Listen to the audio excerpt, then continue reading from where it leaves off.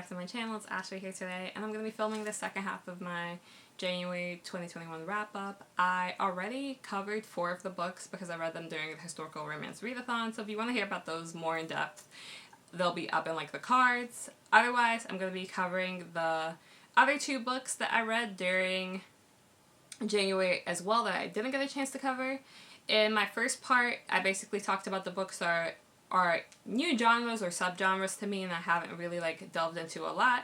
But these books are all like romances within subgenres that I know are tried and true for me, and I really, really enjoyed. The first 2 that I haven't talked about are probably like my highest and lowest rated like reads of the month. I'll start with The Duke and I by Julia Quinn. I definitely wanted to pick up like the Bridgerton series because it's like so popular right now, and I did really get into historical romance in 2020, and I knew going into it that there was going to be a rape scene and that it was decently detailed, so that was like something that I like was very cognizant of. But what I wasn't aware of was the aftermath. I definitely think that we don't really delve into how traumatic like the sexual assault actually is against Simon, and instead like Daphne's family and Simon himself blame Simon for the fact that he reacted to this horrible thing that Daphne did to him. I definitely think that Daphne doesn't really get any backlash. Like, her family supports her, they're mad at Simon on her behalf.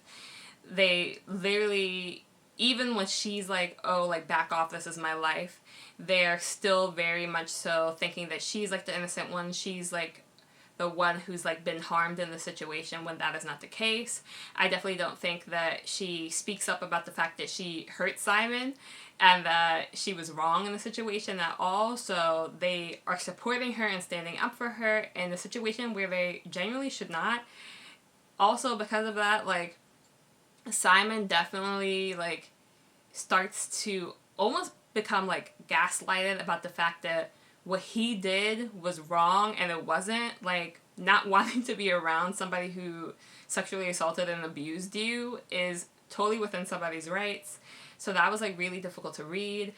I definitely think past that, they also glossed over the fact that like there was just no redeeming of what Daphne did. Like, there was at no point where I felt like she was genuinely remorseful.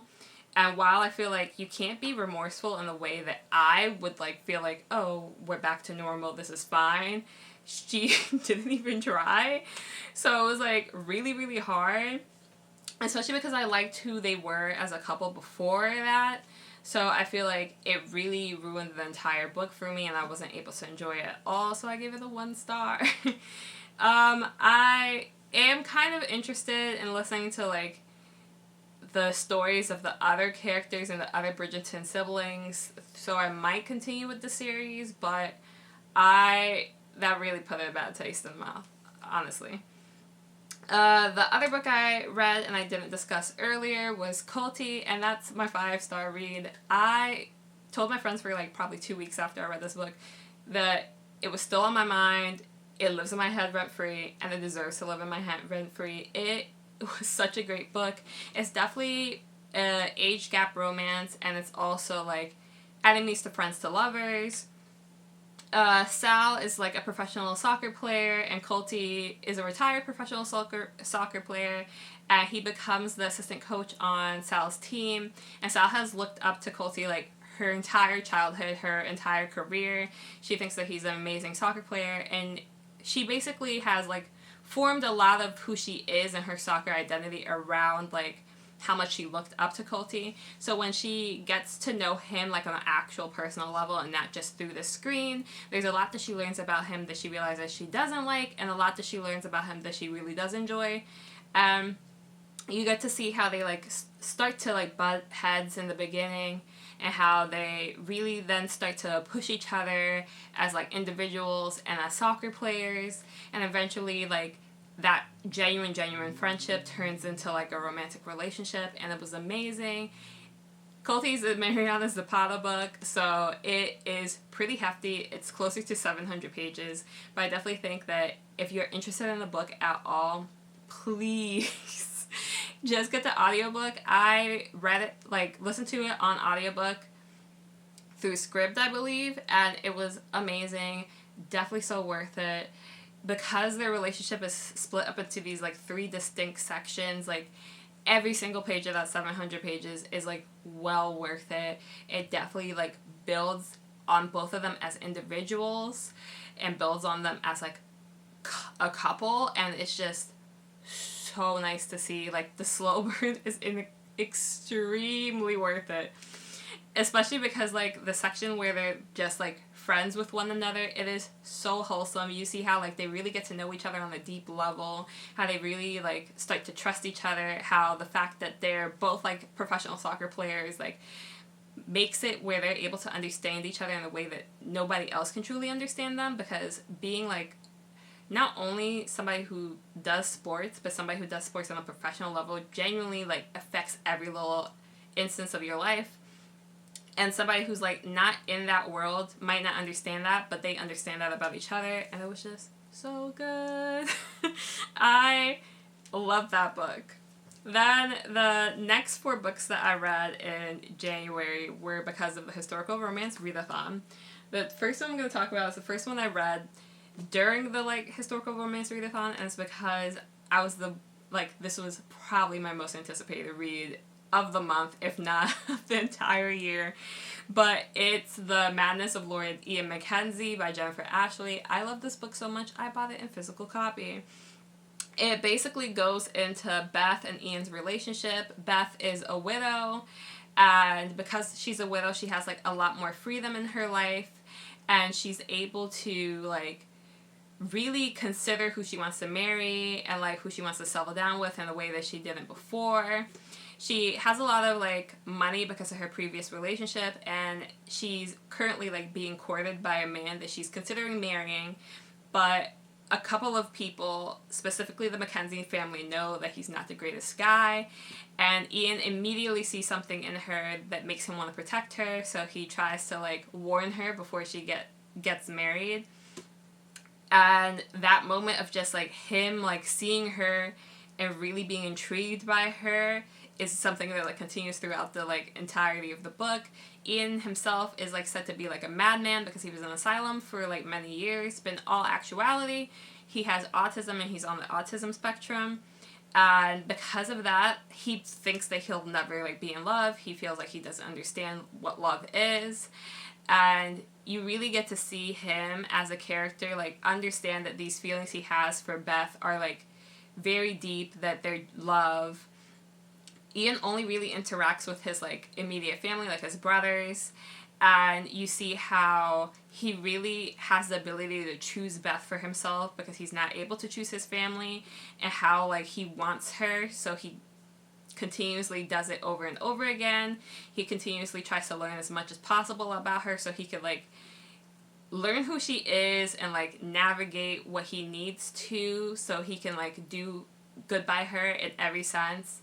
And Beth is just an amazing character because she's very, like, loving when it comes to Ian. Even the moments where she feels like she doesn't understand him, she's always accepting of him. She always, like, stands up for him. And even when she doesn't understand something about, like, what he's doing immediately, she always, like, takes the step back to actually, like, try to, like, rationalize, like, what he's doing and why he's doing it. And despite the fact that, like, they don't know that Ian has autism because it's the 1800s, she definitely does, like, a very good job about breaking, like, these boundaries with Ian in a way that's respectful, where they're able to connect, but he's never uncomfortable, and it's, like, amazing. I love it so much. You can also tell that Jennifer Ashley, like, as the author, did so much research into it. I don't have autism myself, but I've worked with a lot of students who have autism, and it's the way his autism is depicted is very reminiscent of the students I've worked with who have autism, and it was very, very well done. I also love that at no point he's made to change himself, or none of his, like, characteristics that are because of autism are erased in order to allow him to have love. He continues to be the same person throughout, and he just learns about Beth so they can like be together and be a couple, and Beth in turn learns about him, and it was just so sweet. It was so good. It lived up to everything. The next 3 books I read in the readathon, I think that I enjoyed in some capacity for one reason or another, but they definitely weren't as big as a win as The Madness of Lord Ian Mackenzie at all. The second book that I really, really enjoyed from Historical Romance Readathon that I read was the 5th book, I believe, in the Ravenel series by Lisa Kleypas, Devil's Daughter, and it was so good. I, admittedly, read it out of order. Like I said, this is either the 4th or 5th book in the series, so it's pretty deep in. So I definitely think that there's not a lot of information that we receive about the characters and who they are as individuals, and I think that's probably because it's something that gets brought up earlier in the series and established. So when I read it, I didn't have that background. But we see Phoebe, who's a young widow. I have it on my phone because I don't remember their names. I read them all very quickly. And West. And Phoebe is basically still in mourning after the loss of her late husband, who was like her childhood best friend, childhood sweetheart. And she ends up running paths with like West because one of his family members is marrying one of her family members. And she, off the bat, hates West because of the relationship he had with her late husband when they were children. And you see how she wants to hate him so much because she wants to like respect her late husband. But throughout the book, she's forced to realize that West isn't this like horrible guy that she thought he was. Even in the ways that he treated her like husband when they were children, they were very understandable in the way where kids argue, so there was that. But what I really loved about the book and what made me give it 5 stars is the fact that all the moments these characters had with each other were just like extremely wholesome. It was probably like the least steamy book I've ever read in a historical romance, but every single moment was just like very family oriented. Both of them like really care about each other. Phoebe has like a lot going on after her husband dies, and she's like in this will they won't they kind of relationship with her husband's cousin, and she finds out that like who she thought he was isn't the guy who she thought he was, and essentially like Wes in the same ways isn't who she thought he was either, but she finally comes to like realize that like Wes is a good person, and he like will drop anything to be there and support her and her sons, and he's so like sweet to her sons, and it was just like super great and super kind. Even when there's like miscommunication or like back and forth between the two of them, I definitely think that like Phoebe's family steps in, and like the people who are around Wes step in as well to really make sure that they like continue on this path of like merging and becoming a couple without pushing them in either way. Like it still happens very organically, but it's just very sweet. The last 2 I read, I didn't enjoy as much. I read Her Night with the Duke, or The Duke, by Diana Quincy, and Her Night with the Duke was like a really fun read, and I loved both of the characters. I think it's Elliot and Leela, and Leela's just amazing. I think she's like very well done as a character. She's extremely headstrong. She's also a widow, so she has like a lot more freedom and capability, and she has a title both through her late husband and through her father, so she gets like a lot more freedom. She just isn't like held back by society standards in a lot of ways, and a huge portion of that is because like her late mother is of Arabic descent, and she very visibly looks Arabic, so people don't consider her to be a traditional English lady, and she really gets pushed aside by society a lot.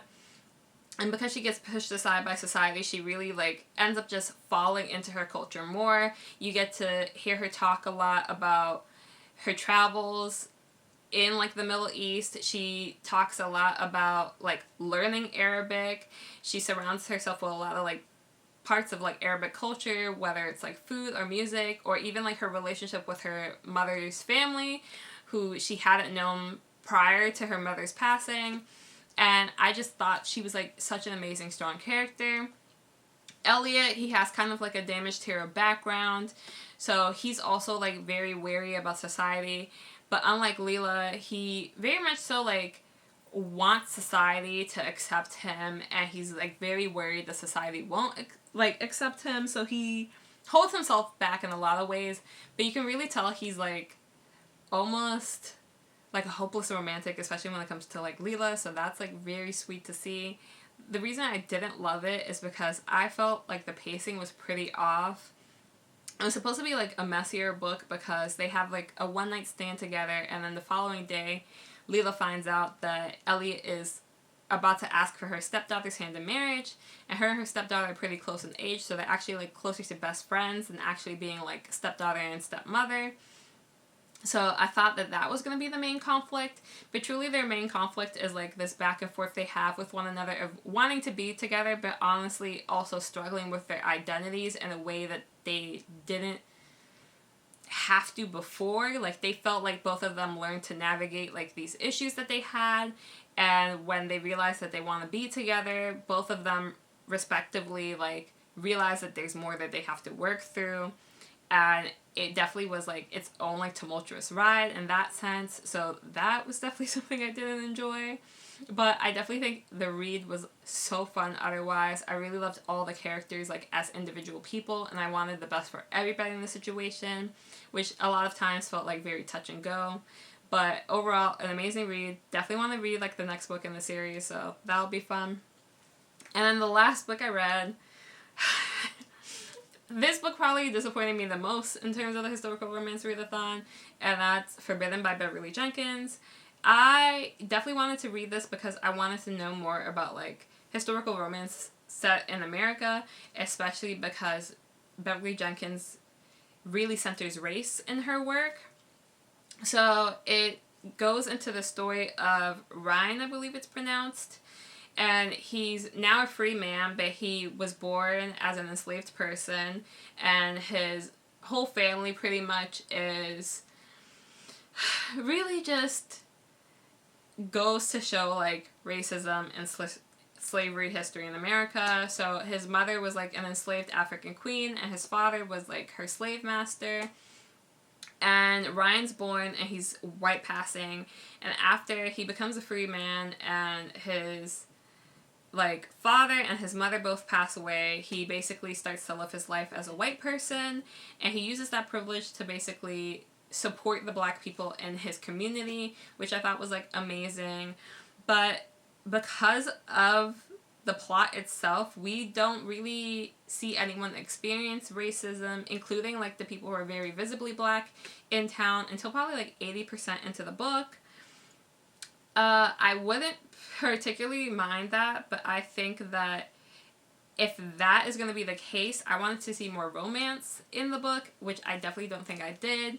Ryan and Edie's relationship is almost very like insta-lovey. I don't feel like they ever had a very deep conversation where they got to know each other as people. So by the time they get together in the book, it felt like, what do you guys know about each other to be like in love with one another, especially for like Ryan to be like willing now to risk his cover and like his identity and like his livelihood because he's gonna have to admit that he's no longer like a white man in society. So that was very hard for me to like get around.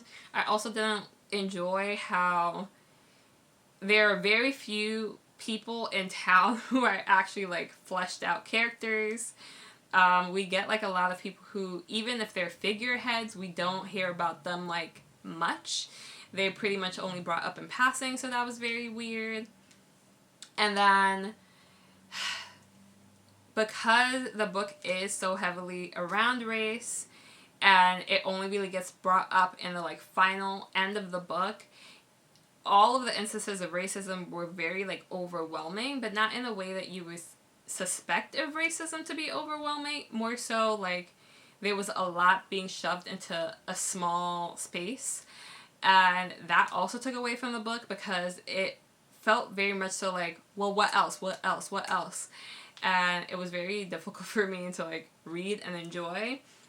I know Forbidden isn't like Beverly Jenkins' most like renowned work or the work that people enjoy the most out of her like backlist, so I definitely will be picking up like another book from her, especially because I really loved Devil's Daughter by Elisa Claypass, and I had read The Stranger in Her Arms in 2020 and absolutely hated it, but I definitely want to pick up something that maybe the content is a little different than this, and I'm hoping to see less of this pattern of almost very like casual nothing happening and then everything happening all at once. If you guys have any suggestions for like Beverly Jenkins books in specific, I would love to hear them in the comments.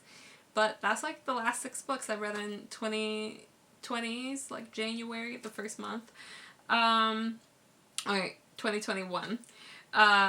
Definitely looking to pick up more classical like literature as 2021 like continues on in the month of February specifically. I would like to read at least 3 books that are more like historic fiction in like a contemporary sense, or more like classical like literature. So that should be interesting. I'm hoping to find like some books that I genuinely love. But that's it for now, and happy reading. Bye guys.